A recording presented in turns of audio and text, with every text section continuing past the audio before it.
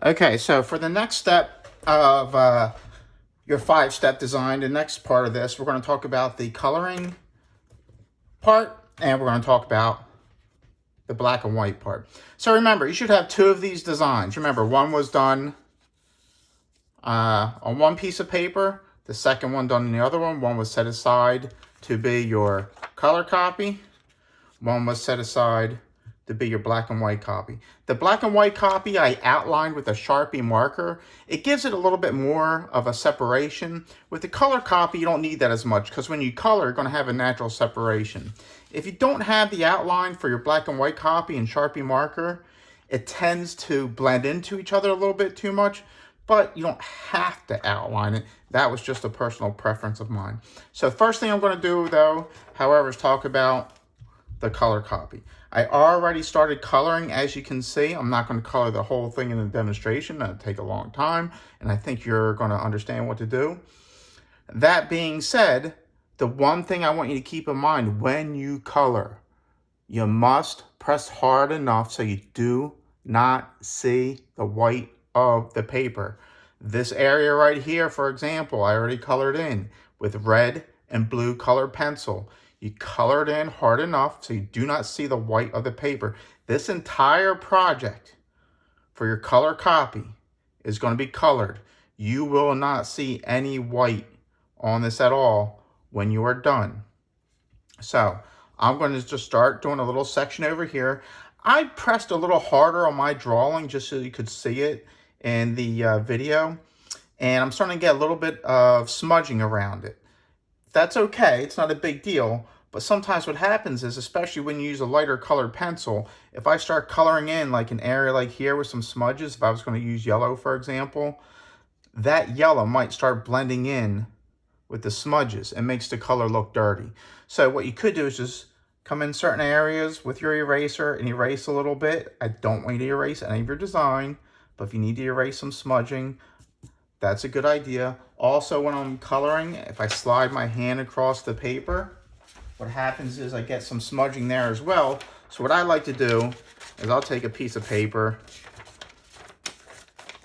and put my hand under it so that when I'm coloring or drawing even, I don't have to worry about any of the paper smudging or any of the pencil graphite smudging on my paper or getting on my hands.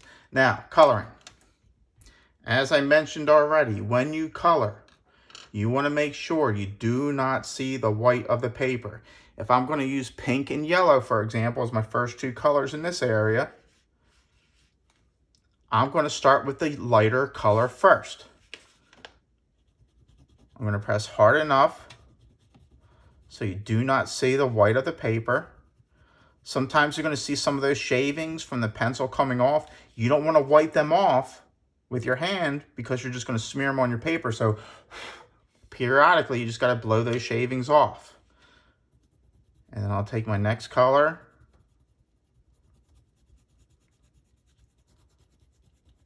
And again, I will not color this entire thing because I think you're going to get the idea of what to do.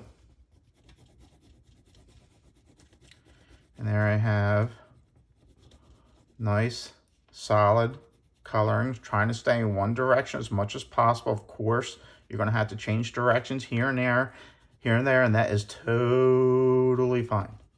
Not a big deal. Once you get to the edge of the paper, I'm not going to color up and down like that because I'll rip the paper. So I want to go across this way. Same thing when I get to the side, I would go up and down coloring. Actually, I'll have to hold it down. Just be very careful when you're coloring. If I wanted to blend colors, which you do not have to do, it is just an option. But if I wanted to blend 2 colors together, let's say I want to blend orange and pink. And I want to blend that orange and pink. Maybe I want to blend it in these little diamond areas.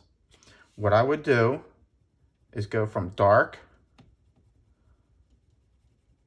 to light with one color. And then I would go dark to light with the other color. pressing hard enough to get rid of the white of the paper, but light enough so that they blend into each other and I can overlap. And you have two colors blending into each other. Some colors blend better than others. Some colors, when you blend them, they don't look that great. So if you were going to attempt to blend any colors, I would do that on a separate piece of paper, not on your good copy. Try blending on your good copy is not the first time you should do it. You should do it on a scrap piece of paper, not this copy. And that being said, you don't have to blend colors. That is just an option. The requirement is to make sure that when you color these sections, when you are done, I do not see any white of the paper. I cannot make that more clear. This entire thing gets colored. You should have at least 2 colors per section. Now, moving on to your black and white copy. Remember, your 5-step designs are the same. I have this line, I have that line. I have this shape, I have this shape. So the 5 steps are the same. The designs inside those 5 steps can be the same or they can be different. It's up to you. Here I have some flower designs and polka dots. Here I have some stripes. If you want them to be the same, that's fine. If you don't, that's fine too. Just keep in mind, one is going to be done in color, one is going to be done in black and white. Now, for the black and white copy, you're going to use a Sharpie marker and you're going to use regular pencil. I have a thick and thin Sharpie marker. If you have this, that would be great. It'll help you come up with a little bit more designs, the weights of the line, how thick that you can make them, and designs can be done. Different designs can be done with the different thicknesses of the markers. The pencil I'm going to use for maybe shading if I want to get some gray areas. So what you're going to do is once you have your 5-step design, you can start thinking about what you want to do inside these areas. Now for your black and white copy, you can use the white of the paper as part of your design. However, it should not be the thing I notice the most. Again, the white of the paper may be used as part of your design for the black and white copy, but overall, when I look at it, the white of the paper should not be the thing that I notice most. I'm going to give you a couple of tips on some things you can do for designs, and then after that, you can pretty much do whatever you want. Stippling. Stippling is just like shading, but with dots. The more dots I have, the darker it's going to be. The less dots I have, the lighter it's going to be. That's stippling. It's shading with dots. Now cross-hatching. Cross-hatching is very similar to stippling, and I like to cross-hatch with a thinner Sharpie marker. It's very similar, except it's just like this line over and over again. The more of those cross hatches I have, the darker it is. The less I have, the lighter. Kind of like, looks like little hairs. What I'm not doing is I'm not just doing a series of X's. Although you can cross hatch like that. Really, that's up to you. But I'm just demonstrating this way how to do it.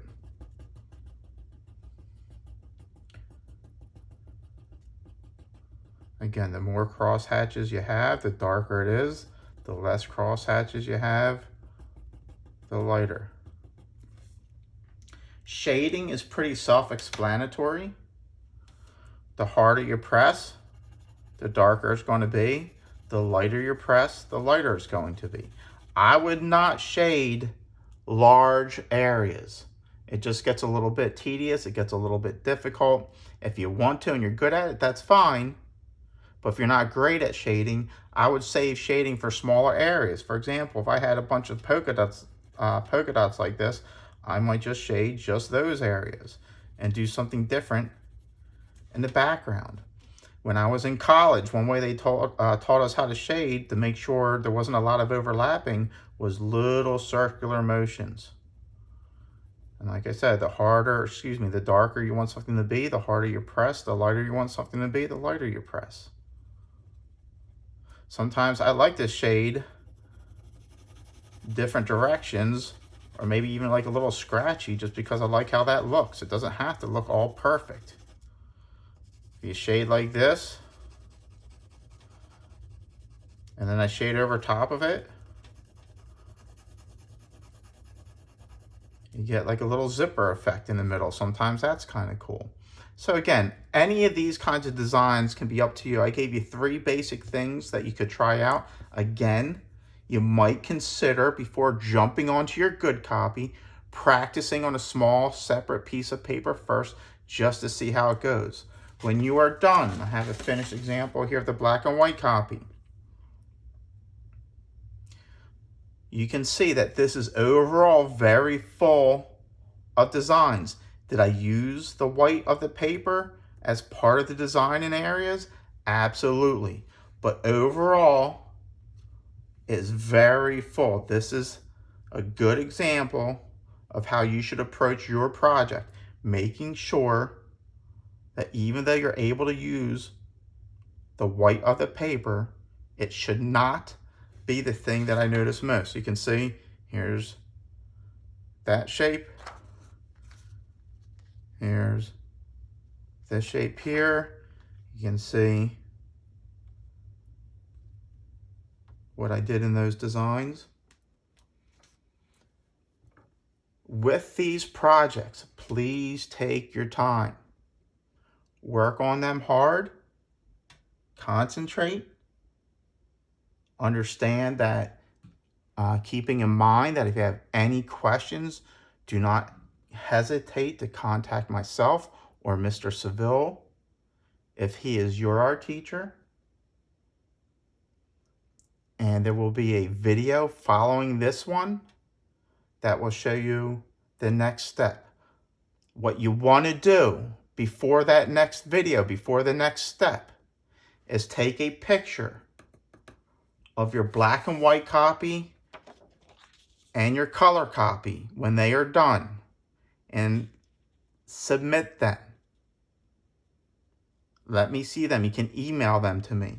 That way, I can let you know if your color copy might need a little bit more work, if I'm seeing too much white of the paper, or the same thing with your black and white copy. You can email me those 2 so I can take a look to make sure everything's being done correctly. Again, do not hesitate to contact myself, or if Mr. Seville is your art teacher, contact him if you have any questions, and stay tuned for the next video, for the next step of this project. Good luck, everybody. I'll see you later.